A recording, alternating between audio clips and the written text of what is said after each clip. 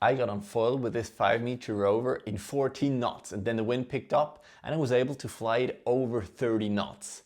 The new Parawing from North has a wind range I've never experienced before. Welcome to Matt on Foil. Let me tell you about the Rover series from North. It's their second iteration after the first one was mainly for downwinding.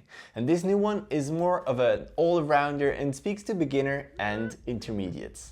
While this Parawing is great on the water, it is also super nice on land after the session. And just wait until the end because that feature is amazing.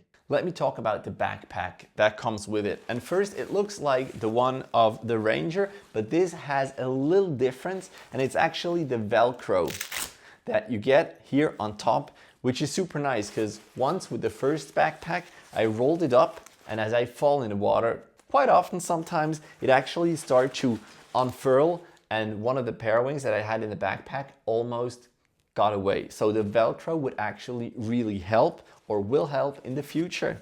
Now, I'm not sure how good it is for the Parawing because the hard part of the Velcro, I don't know if it damages the Parawing or not. So maybe just take care when you put it in or take it out. Other than that, the Parawing backpack is amazing. You have neoprene in the back. There's a water drainage system, so it's not a waterproof backpack, but if you change Parawings on the water, then you don't put any water inside and keep it on your back. So that's really nice. You can also attach a second Parawing on the outside because you get another clip system, so you can attach yet another Parawing. So you can basically take 3 with you if you want. Now let's take it out of that bag. You will immediately see that the colors are quite similar to the first one. It's this green and black color, but it's a lot brighter than the first one. You can easily identify the leading edge, so really that's great stuff. You also immediately see they have another special thing. This is their stash ring, and it is made so you can easily stash the Parawing or collapse the Parawing, and some people like it, some people don't. For me, honestly, I don't think it's necessary, whether it is with or without gloves. I don't really use that ring. For me, it's no problem just sliding the hand up.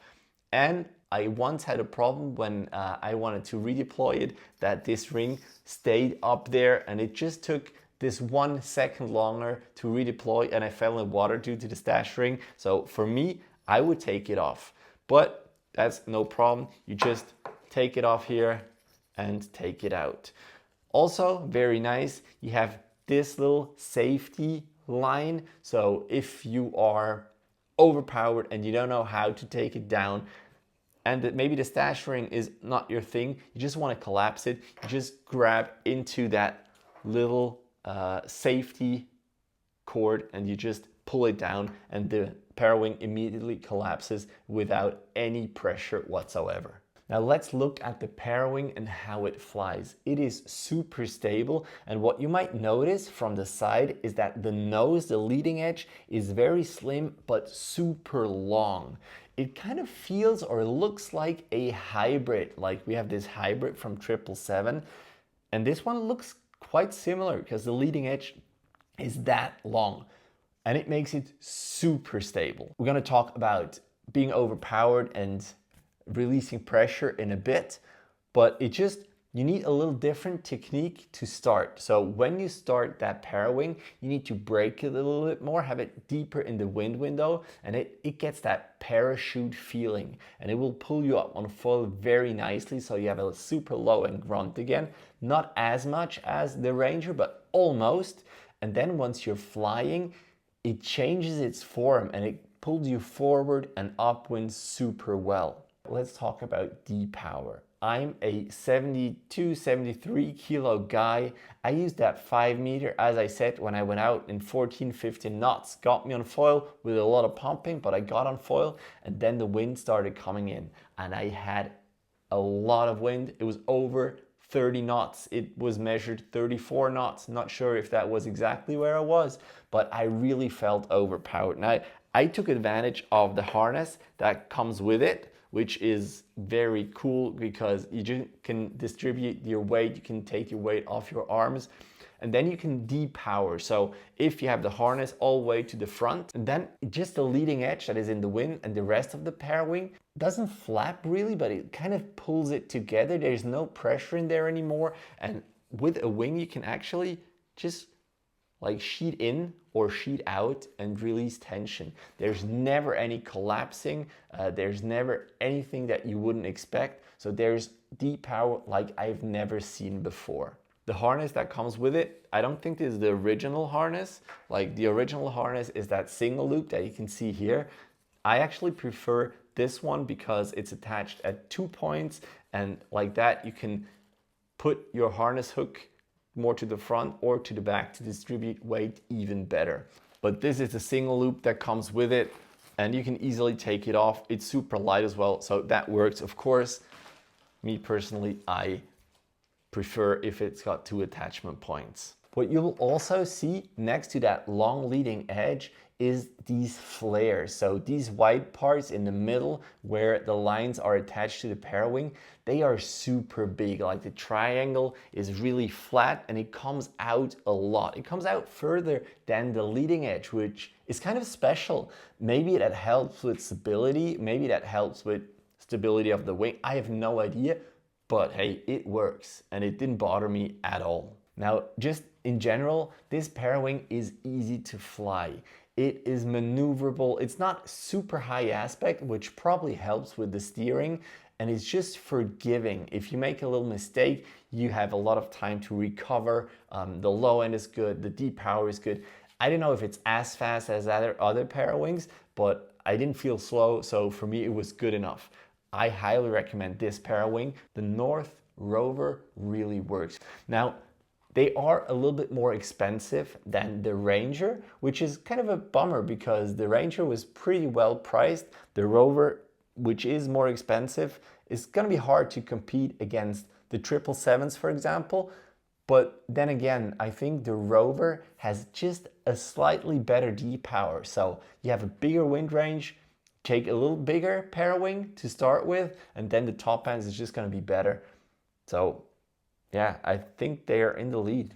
Now, something that I would have wished they'd done differently is the bar setup. And you can see we have the front line, the middle line, and the brake lines, and they're attached in these 3 points, kind of like Parawings used to have.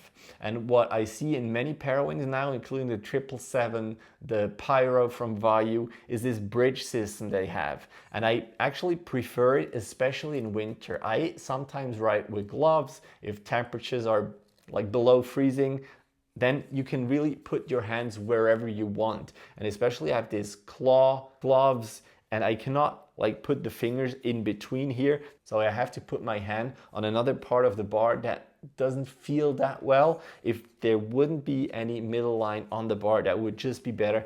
Maybe they could change that for like their future Parawings. I really like these Parawings, and like the attention to detail is phenomenal. And one thing I promised you at the beginning is so nice. I mean, we've all been in the water and then came home, the Parawing was wet and we tried to hang it. And it's always hard to really like hang your Parawing inside or outside because there's always a leading edge that falls a little bit to the back. So what North did here is phenomenal. So they call it the fast dry hanging loops. And first I thought it was a joke. So these are these 2 little loops here in the leading edge, and I thought, well, who's going to need that? But actually, if you're parawinging a couple of times a week, or maybe even once a week, you come home and need to hang it, and you don't want to like change how it's hanging to get the water out. You just hang it on a regular hanger for your clothes. You hang it outside or inside, and it just really dries the parawing, which I think for longevity, that's phenomenal. And maybe you might laugh at that. I mean, I want to ride the parawing on the water, but this just adds to the experience. And this is such a big plus. I love it. So overall, I think this parawing is close to perfect. I mean, if it continues to go like that, having even more wind range, it being so simple, I really think it is a big competition for winging because the low end is great, the high end depower is phenomenal, and the pack is just so small. I love it.